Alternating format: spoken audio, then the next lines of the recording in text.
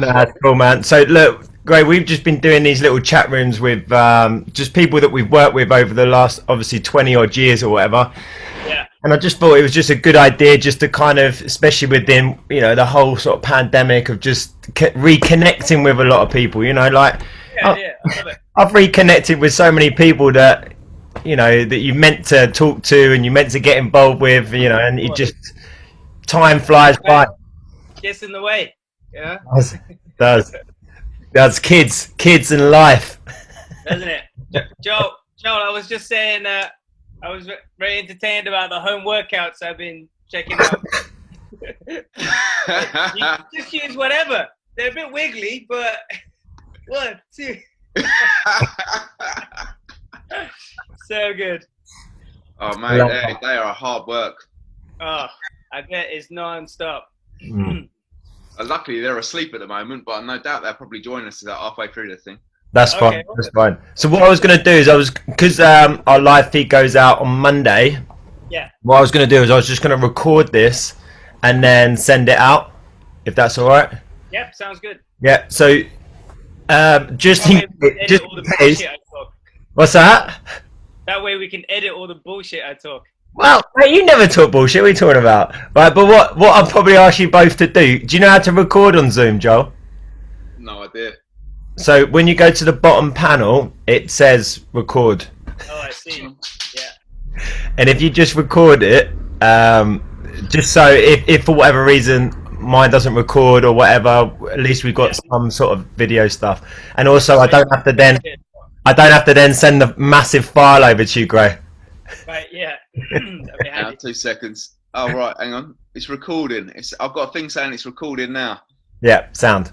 All right, so I can edit it later and add in bits and pieces. But all right, cool. So you ready to go? Good. Yep. Look forward to it. All right, cool. So look, thanks, Graham. Thanks for joining us today. Look, just a little chat about things that are going on with you in the world. And so first of all, just introduce yourself to the viewers. Just tell them like who you are, where you're based, what you're doing at the moment. Sure. Graham Mountford. I'm a personal trainer and wellness consultant in Hong Kong. Been here for 6 years, coming up to my 7th. The 7th year, you can apply to be a permanent resident. So, for the near future, at least, I'll be here for a while. And worked with a couple companies here to kind of run my PT side of the business, but I'll be shortly breaking off and doing my own thing. Sound. I mean, what's that? What's that going to be called? Its current name is Muscle Hamster. My IG is HK Muscle Hamster. The hamster come from? Yeah, sorry. Where did the hamster come from? Actually, it was a nickname affectionately given to me on a boys trip once, and I thought it was quite fitting in a way. Like it.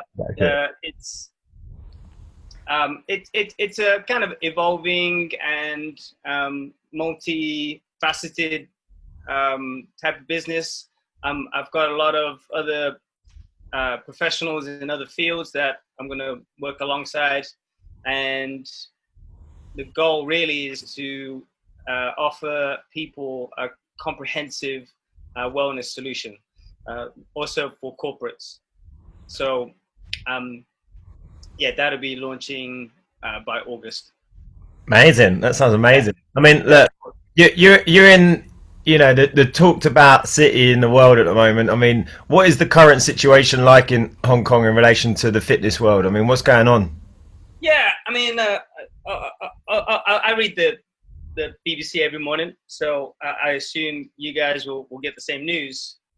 And the state of Hong Kong has been pretty tumultuous over the last year, let's say. So ever since I think June last year, Hong Kong has seen protests, which has a knock-on effect on the economy. And just as that was leveling out, dying down, then as we were all going through it, the pandemic hit, and it has kind of severely cut into the fitness industry in Hong Kong. Hong Kong's it's quite a unique and special place because although we are part of China, there is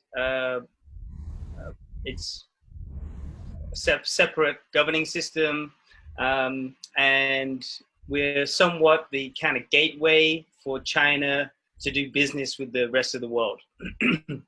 So we've had kind of it's a very unique, almost unique geographically as well. You know, we're the very south of China.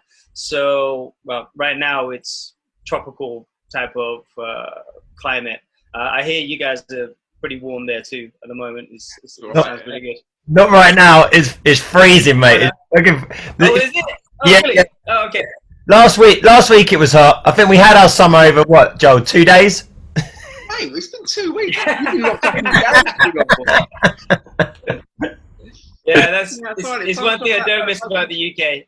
Although I do think the UK summer there's no better part of the world to be in. It is brilliant.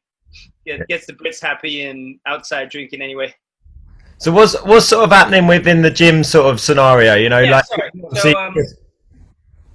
so because of that kind of gateway into Western economies and Western trading going through Hong Kong, we have a lot of expats that are involved within the finance sector and foreign investment and so on, and then that support system around it. And you know, it's since I've been here, it's only if we just talk about the island itself, there may have been, I don't know, less than 10 bespoke one-to-one type of gyms like we're familiar with, doing kind of good quality, high education type of work.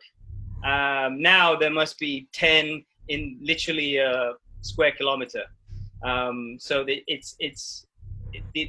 density of this that type of business has grown very quickly. But also, you know, there'll always be reshuffling of high quality businesses and ones that don't survive. So I've heard of a lot that have had huge investment, didn't make the grade, and then they've had to close down. Yeah. So it's it's a test really for those that have survived and survived. You know, there's definitely kind of some government support there. There's very high yielding, high wealth type of expat clients here. So you know, the industry will. There's always a demand there, Yeah. and of course, if so long as we can afford the high rents here, and Is it higher than it is in London? It's they say because the tax is lower here, the hidden tax is in the rent. And landlords especially on the island of Hong Kong, there's kind of two areas. You got the mainland, New Territories, Kowloon side, and then you have the island. The island of Hong Kong is the square footage must be top 3 or 4 in the world. It's definitely the highest in Asia. Wow. Yeah. When you first moved to Hong Kong, Graham, was it like, you know, you have to obviously think about it a lot. It's like, you know, uprooting from England. A massive cultural shock when you got over there, or was it? Yeah, you know, it's a good question because anyone normal would kind of stop and think about it, but I read about Hong Kong on my flight to Hong Kong when I was leaving the UK. So I went to one of the shops at the airport, got one of those travel guides for Hong Kong, and then I started reading about it. because Joe, I'm half Thai, my mother's Thai, so I wanted an excuse to get to Asia Yeah. as soon as possible. You know, like I grew up in the UK, and that was great, but I have a whole side of my mother's side, my whole side of my family here that I could never see often enough to connect with. Yeah. So when Hong Kong was an option to, you know, for me to move and start up a gym for UP, which is how I ended up here, I grabbed it. I grabbed the chance at it, and I never looked back, because I knew eventually I wanted my time in Asia. Oh wow. Yeah. What's the sort of situation like in gyms at the moment? You know, you having to keep your social distance? Is there sort of like certain guidelines that they've set for you? Yeah. So there's definitely parameters which we're supposed to meet, but I think, you know, basically, so long as you're keeping 1.5 meter distance between equipment and or groups of people, so groups are limited to 8. So for example, I'm a member of something called a football club, which is a members club in Hong Kong, has a fantastic gym. Lots of sports people there. I play squash there personally for the club, but there's rugby going on. There's obviously football, hockey, netball. So the gym is quite a important feature of the club. Like everybody likes to train. They like to play sport, and you know, the free weights area is limited to 8 people, which is a bit annoying, especially at peak time. And each of the cardio kits has a screen between it. So you can imagine it looks very odd. I think actually there was an image floating around social media with treadmills that had screen between. You say, okay, so that's from a gym called Pure, which is the busiest commercial gym outfit in Hong Kong. They're now branching into China, but you know, Pure was arguably the first gym to announce that they had someone who had contracted COVID, and you know, from there the government then kind of honed in on, well, the gym environment looks as though it could be very susceptible to this. So basically, everything had to be shut down eventually once cases were growing here.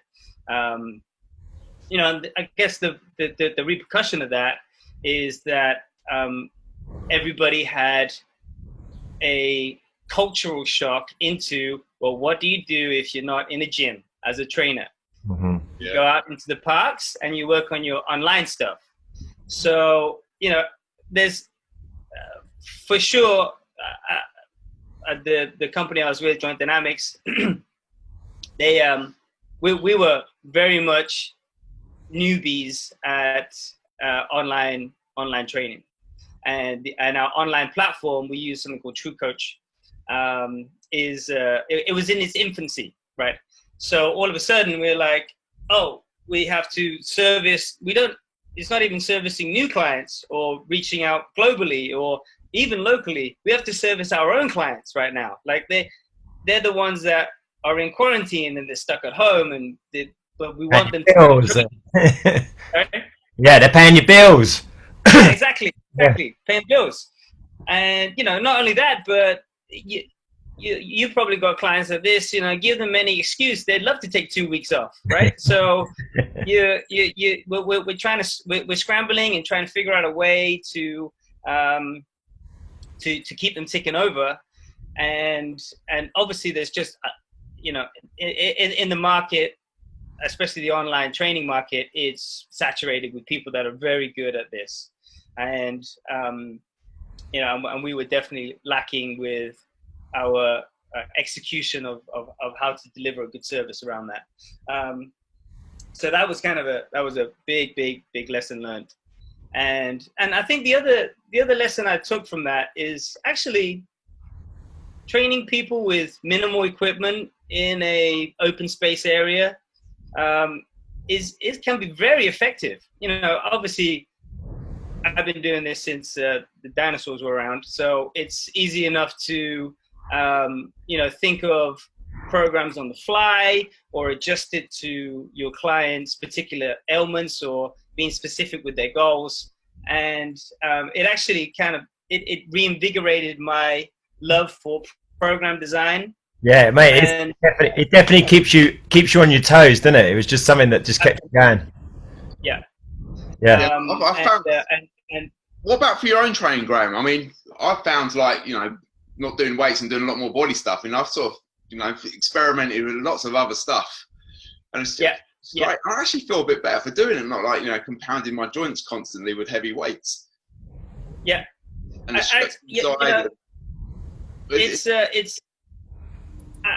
I've kind of played around and been an amateur gymnast for the last 4 or 5 years.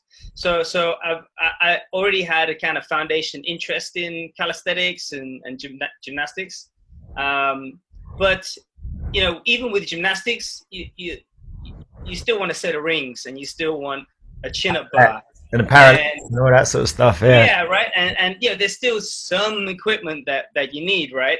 And I hadn't really, you know, I've always had access to gyms and all of this, so I didn't really have anything to that description. And then when they started shutting down the parks in Hong Kong, as in the kind of exercise parks where there were chin-up bars, or they even shut down the little kiddie parks. So you couldn't, literally, there was nowhere you could hang. There was nowhere you could tie up a TRX, right? You know, that's when I was like, okay, well, how creative can I get? And, you know, what can you do with literally next to nothing?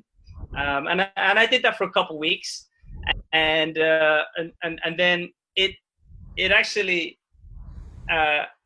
incentivized me to work on my roof space. So as part of this apartment, I have a rooftop, which is fairly, you know, it's fairly uncommon in Hong Kong because it's only obviously only one roof per building, so you have to get the top floor and so on. I got a great deal with this particular apartment, and I've always talked about it, having a gym on the roof, right?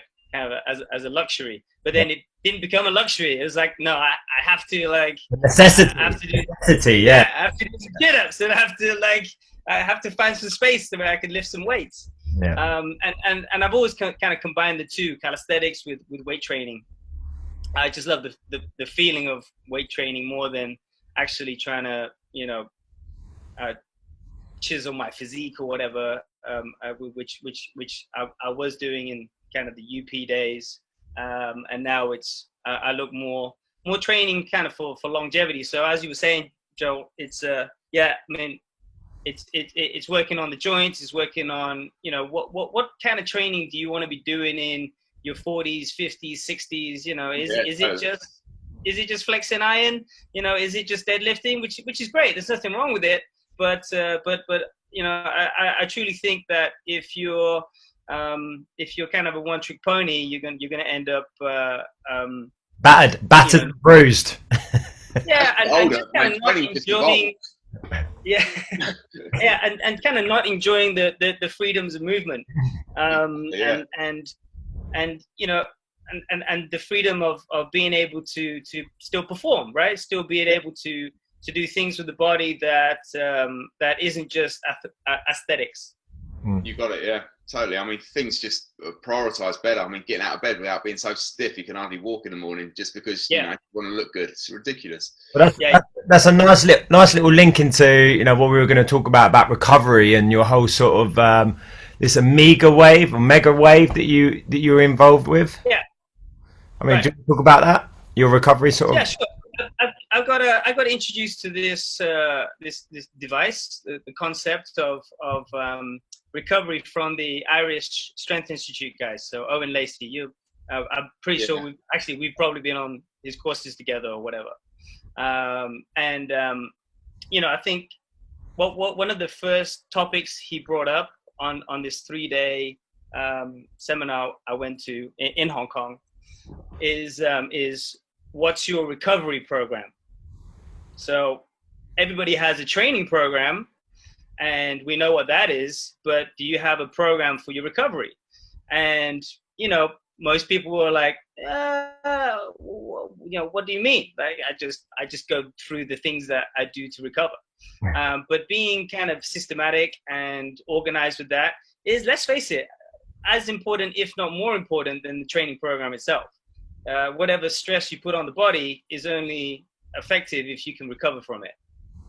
So that's the first principle of training. And one of the tools that he used and now I apply to my clients and myself is something called Omegawave.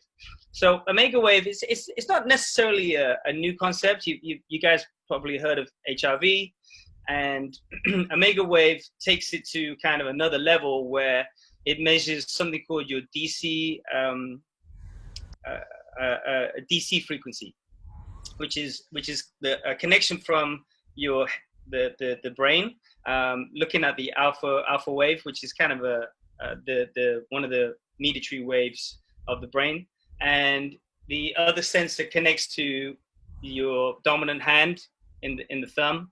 So it looks at that connection between HRV, DC output, and its response to muscle tissue. So the overall assessment is looking at your autonomic nervous system, that sympathetic stress, the sympathetic nervous system, and the kind of stress that you might not feel when you wake up and when you're about to do a training session because you're going to get yourself pumped up or whatever, or you're taking pre-workout. But there's this like underlying stress where actually you're still breaking down, you're still in a somewhat catabolic state, and and from that you can then judge your training volume, training intensity. It gives you it allows you to analyze your possible cardiac output, and which they'll call endurance. There's actually 4 categories. So there's endurance. Make sure I get this right. Endurance, speed, power, strength, and something like skill. Do they give you a score? Does it give you a score of like? It does give you a score, yeah. And then you kind of then judge what sort of training regime you're going to do for that next day. Is that kind of what it's? Right. And look, it's not as if we shouldn't train during fatigue or anything like that. And I've heard I've heard people that work with HRV will say, oh yeah, maybe you should just stretch today, or maybe you should just do a yoga class or whatever. Not to say that yoga is easy, just it's the other end of the spectrum compared to lifting weights or playing a sport. Yeah. But to be honest, the reason I use it mostly is to give clients a measure to their stress. You can ask them about it, you can talk to them about how bad it is for them and so on, but until you can give them some numbers and you can show them, hey, look, this is where you're at right now, in the red zone or in 1 out of 5, concentrate on your sleep for the next week, and then it goes up to 3 out of 5. To be able to have that type of metrics allows your clients buy-in to then have them follow the other recommendations that we want them to do, right?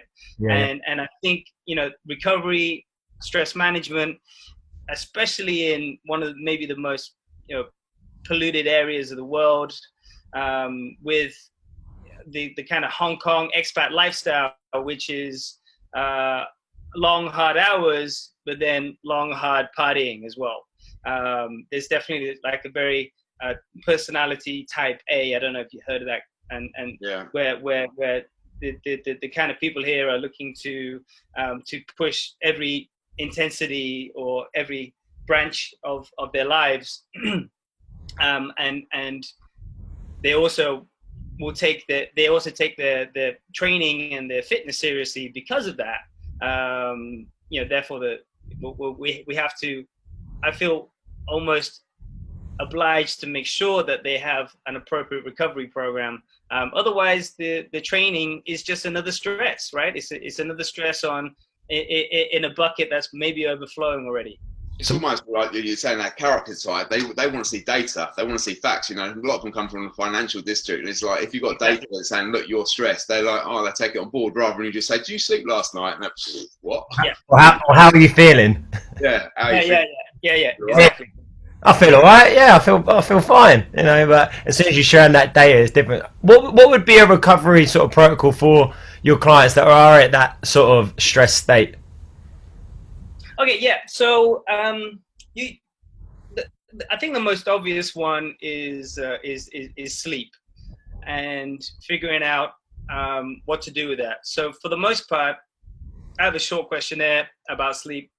You know, I want to find out whether they are choosing to cut their sleeping patterns or break up their sleeping patterns, or whether it's a biochemistry thing, which, you know, there's obviously, we all know certain protocols to help with that.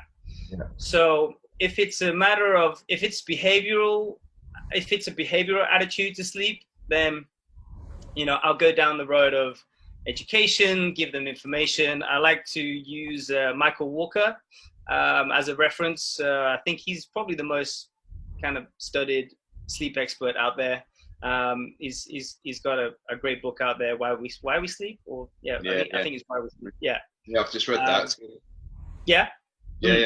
And if you can go through the podcast he does with, I think, Peter Attia, something like 3-4 hours long.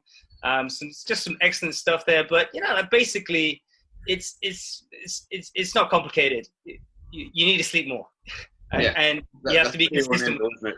And as much as, you know, as much information as the experts can give us, it still doesn't matter if you feel like you need to wake up twice a night to look at the markets, or you are in a law firm and, you know, you feel as though you need to put in more hours than everybody else, so you're leaving at 11, 12 o'clock, and then you think you're going to be okay waking up at 5:30 to come train with me at 6:30. You know, it's a difficult. The changing behaviors, as we all know, is one of the most challenging things, and obviously it will be the most rewarding once they see those changes. So I kind of start with education. And you know, other protocols around sleep might be to, if it is more of a biochemistry reason, I'll start them with some basics. You know, magnesium might be a basic. Having a bedtime routine actually can be very effective for people. So I mean, it's quite hard when you've got a client that is, you know, come on, I just want to train, get me training. I mean, you need to kind of put reins on them to kind of slow them down, but, you know, you need to keep their interests of, you know, sometimes you have to give the client sometimes what they want, just to sort of let them buy in a little bit. Absolutely.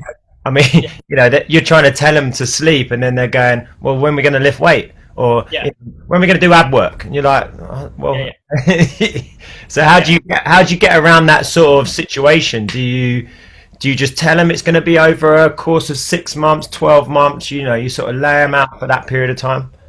I'll definitely give them an overview of the plan.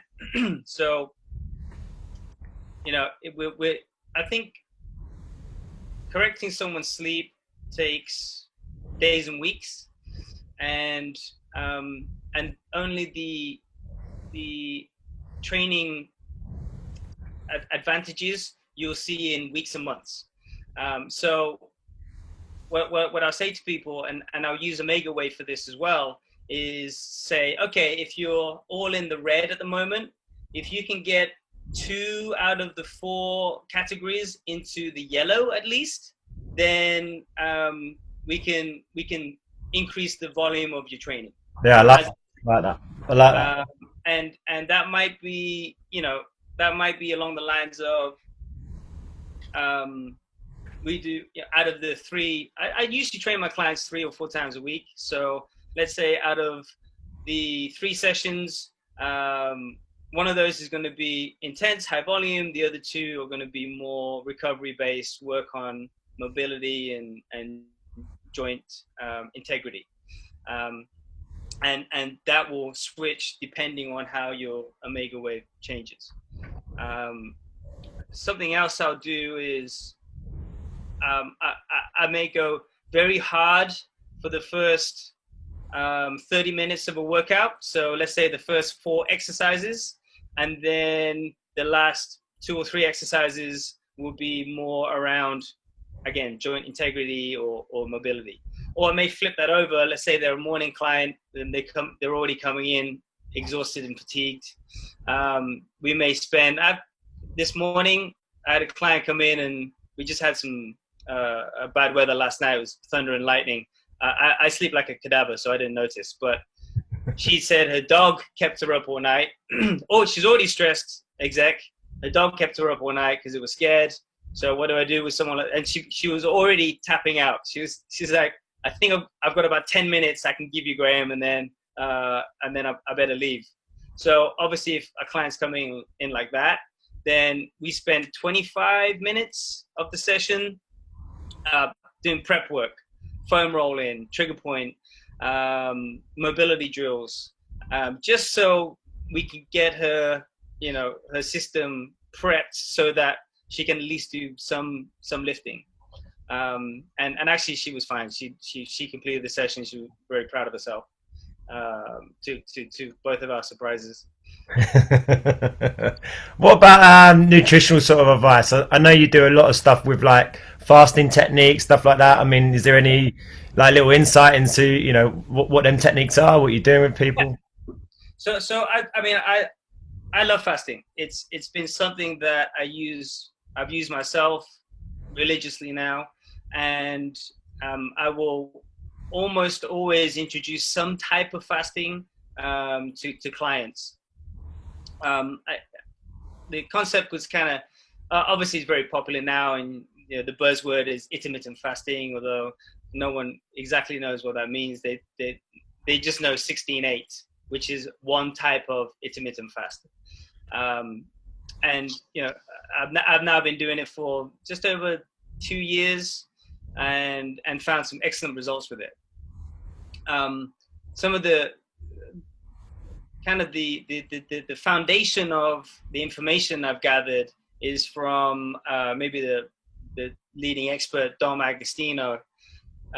Again, he's got some great information out there. His website's not too informative, but he gets interviewed by Ferris or Asprey or Peter Attia. He's kind of the go-to for at least ketogenic type of fasting, which is what I like.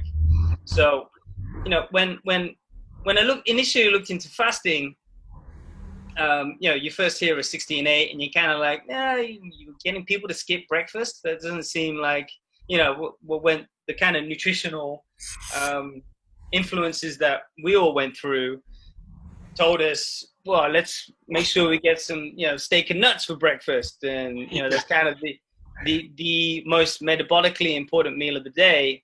So when I first saw that, I was kind of like, I'm not too sure where they're going with this, but I like the idea of that 8-hour eating window.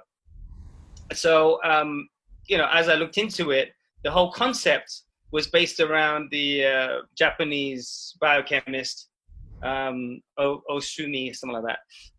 Probably butchering his name, but he got the Nobel Prize for his work around the benefits of autophagy. So autophagy being the recycling of protein cells within the body, and this happens after 14 to 16 hours of fasting. I personally think it should be a little bit longer. I don't know whether that's just my kind of physical preference, but I find the 16-hour window to be not quite enough. But from the research he gathered, obviously fasting has been around for thousands and thousands of years. This is nothing new to anybody, right? But to have someone be credited, and be able to and not just to give a bit of a woo-woo religious benefits type of answer to why we fast, was a huge breakthrough. And entry level, very easy to ask people to just not eat breakfast, right? And I'll tell clients that that's like beginner level of how to fast. Just miss one meal. The challenge really I have is trying to talk people into missing dinner. So I think if you are going to miss a meal, dinner is a much better way of approaching it. It will improve people's sleep so long as you can fall asleep without having dinner, and it will give them those kind of the rebalancing of hormones that we want within our clients. We want their cortisol to be high in the morning. We want their appetite to be high first thing in the morning. We want them, we want them to have that best meal of the day, breakfast, and make sure it's something that is high fat, high protein, so that they can kind of metabolically and neurologically be healthy for their day, and training preferably. And so the challenge is dinner. The reason it's a challenge is because most people eat dinner with their spouse, their families, their friends. That's when they meet their clients. So that that's where the problem lies, is trying to convince people to change a huge part of what might be their most important meal of the day. So what I do with people is I'll ask them to just do it for 3 days in a row, right? And I'll ask them to keep a diary of their sleep, and I'll also do their Omegawave. So I'll test the Omegawave the morning of the first day they'll fast, and then I'll test them again before they train on the 4th day. So they've had three consecutive nights where they haven't had dinner. What would be that? Honestly, cut-off time? What would be that cut-off time for their food? For food, it's like I read articles that say 3-4 o'clock, but I honestly, if they can keep to that 8-hour window, the shorter the window, the better. If you can, if you have a meal at, let's say, 7-8 o'clock, and then another meal at 12-1, and if you can stop at 2 o'clock and go all the way through to 7 again, then awesome. You encourage them to have bigger breakfasts and bigger lunches?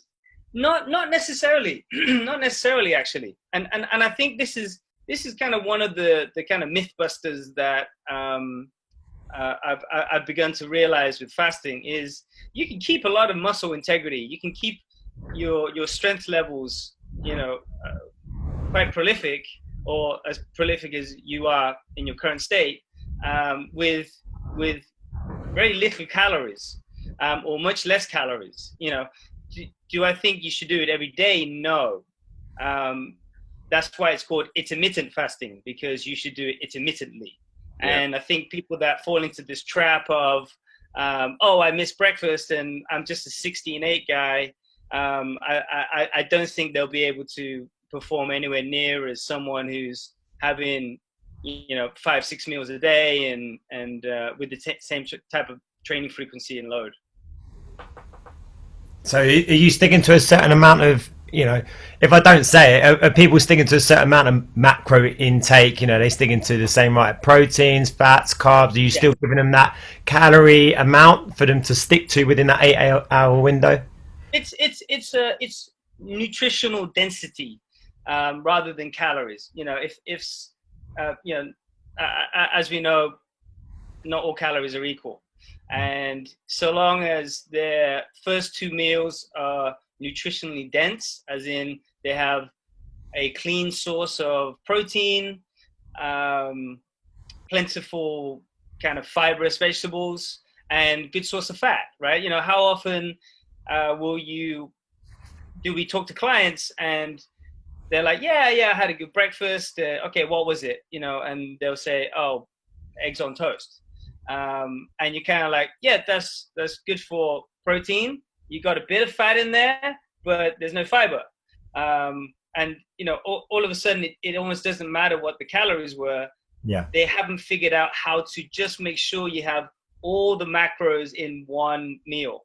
And I think it's macro partitioning, or I think the phrase is, whereby, you know, the interaction of protein, fats, and fiber or carbs is important, and that's what makes a meal. That is a meal. Just to have fat on its own is not a meal. Protein on its own is not a meal. You know, and quite often people's breakfast choice is just carbs. Yeah, it's the easy thing. It tastes good, and it gives us the you know, enough calories, or at least it gives us a bit of a buzz in the morning to crack on with our day. But obviously has other detrimental effects, especially if it's a kind of refined inferior type of carb. Yeah. What's your intake on caffeine? I see your coffee maker behind you. Yeah, yes, I love that thing. Yeah, it's the best investment in this flat, almost. Apart from the gym upstairs. No, so with caffeine, I test. Well, when I'm fasting, I test my ketone levels through a device that takes my a pinprick in my blood, and I think it's kind of the most accurate way of looking at your true keto levels. You can measure it through breath. You can measure it through saliva. Saliva. Yeah. Yeah, it is saliva, isn't it? Or is it pee? I think it's a pee test. Oh, is it? Yeah, the pee test. And those, each one measures a different type of ketone. So the type of ketone in blood is most consistent for the true amount of levels of ketone in the body. So how that goes back to the caffeine is, I played around with fasting without coffee. I played around with fasting with just a little bit, and combine that with something called exogenous ketones. So it's a keto supplement that you can take, and you know, keto guys will say, yeah, coffee's fine. Actually, it speeds up ketosis and so on. I think it really depends. The only caveat with whether someone should be fasting or not is their stress levels.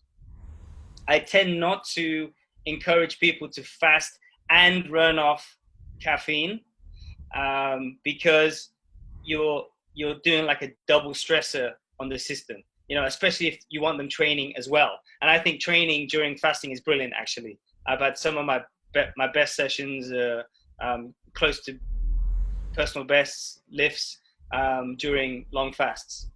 So I think there's definitely a place for it, so long as, you know, also if you're asking people to fast and they still having to go into the office and work and so on, you know, they need to function. So hence why I'll use caffeine for that purpose. And exogenous ketones will you know, alongside the caffeine is an excellent way to keep the body depleting, which is what you're after when you're fasting, especially liver glycogen depletion. Hence why the body produces ketone bodies to fuel the brain. You want to get that depletion, but then you also want them to make sure they can function at work. Otherwise, they're never going to listen to you again. Yeah, mate. Honestly, a wealth of knowledge for our, you know, absolute fountain. Fountain of knowledge, my friend. Every day's a learning day. Yeah, it's good. I think it's just what it's, you know. People that say that they're getting bored of this industry, I don't feel like they're re-educating themselves enough. They need to keep learning, keep studying, keep getting data. And I think you're right, with clients that actually see numbers and see progressions in graphs or, you know, their own performance, not just a physical, you know, aesthetic sort of look, but brain clarity, you know, their sleep quality, their testosterone levels, their sex drive, all them types of things. I think, you know, a way to measure it is, I believe, a really important way to kind of get people to stick to what you're kind of saying. Mate, and I think, you know, if your business doesn't rely on before and afters, and we know companies that do that, and that's great. You know, 6 weeks, check me out. I went from fat to six pack, or, you know, from ugly bikini to sexy bikini, whatever.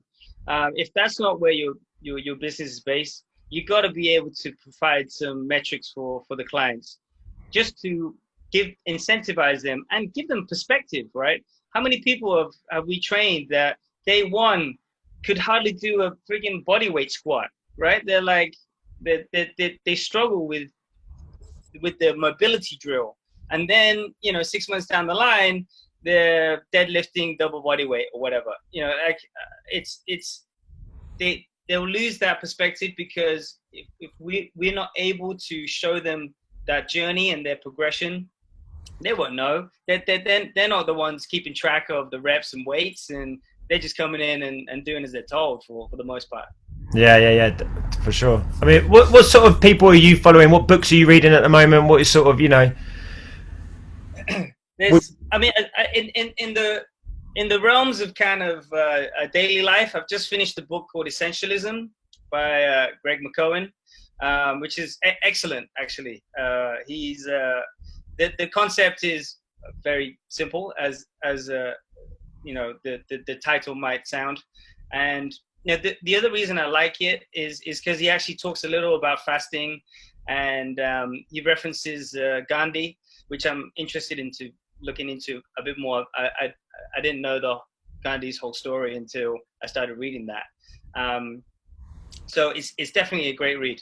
And the guys, and there's a lot of kind of media out there that he's posted to inform people of his concept. I will definitely, you know, it's kind of a household name almost, especially for our industry. But Bulletproof Coffee, Dave Asprey, you know, he does a lot of good work. I like his book Headstrong probably the most. I've got a book review of his latest book, but I haven't read it, so I'll look forward to that. But you know, Dave Asprey's been biohacking and looking for shortcuts into all kinds of things, and he's a bit out there with some stuff, but there's things there that you just got to try, because it's sound and it's solid. And I did have one more for you guys. If I can, sorry, give me a sec. All right.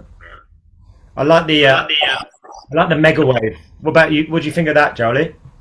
Oh man, anything that gets data is fantastic, and anything, you know, that messages stress. I think it's, as we get older, I keep saying as we get older, it's just adding extra layers to your knowledge. So it's not just about pushing weights, then you got your recovery. It's, yeah, absolutely fantastic. Graham, you still doing body fat? Calipers, yeah. I use a system called Body Profit, but actually I find just the sum of 14 sites. It depends what you're using. Like there's a system that fairly recent that has something like 20 sites on there. It's like it can be extensive as that. I don't necessarily still believe in its correlation to each site's correlation to every hormone, but I think, you know, I think it's been pretty well documented that holding your fat in your torso means something along the lines of cortisol and sugars, and then holding fat in your extremities is sex hormone, you know, related, and then anywhere between that. So again, I think definitely for me, it's a level of data. Again, you're just obviously measuring someone, taking photos. You know, again, it's just something that someone can see on a fortnightly process. That's what I like still about that system. But I 100% agree with you. I think recovery is something that's really good. You know, I invested in the Aura ring, so that measures my... Oh, yeah, that's excellent. You know, it's the same sort of thing, but you know, getting a client to purchase something that's 350 quid, you know, but there's an investment to it. I think that it definitely shows, you you know, some days I wake up and I think I've had a really crap night's sleep, and I look at the data and actually, no, I'm good to go. Like I'm actually all right, you know. So it's I like that. I like that level of data, but being able to get it towards clients. So I'm definitely gonna have a little look into this Omegawave stuff. That sounds pretty cool. For sure. And you know, like when you say that investment, you know, the $350 or whatever, it's another reason that I love talking about fasting to clients, because it's free. I'm not even asking them to buy more food or, you know, the expense of their shopping bill or whatever. It's completely free. I don't profit from it. It's absolutely client centric, so that they can see that we're trying to give them the current, up-to-date, well-researched knowledge, rather than just gimmicks and whatever's being, you know, whatever's popular on the market right now. You know, here's the next best supplement or the next best piece of kit, and I think all of that allows, you know, builds trust and allows you to you know, eventually get compliance, and that's what we're looking for. You know, when we have a robotic client, they get results. You know, it's as simple as that. If they're following everything we're doing, it's not hard. Science will just prevail, and they will get results.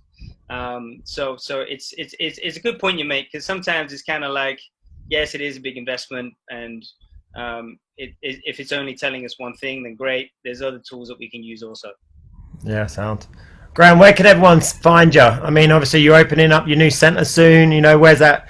You know, where can they find you? When's your book coming out? Yeah, not long, my friend, not long.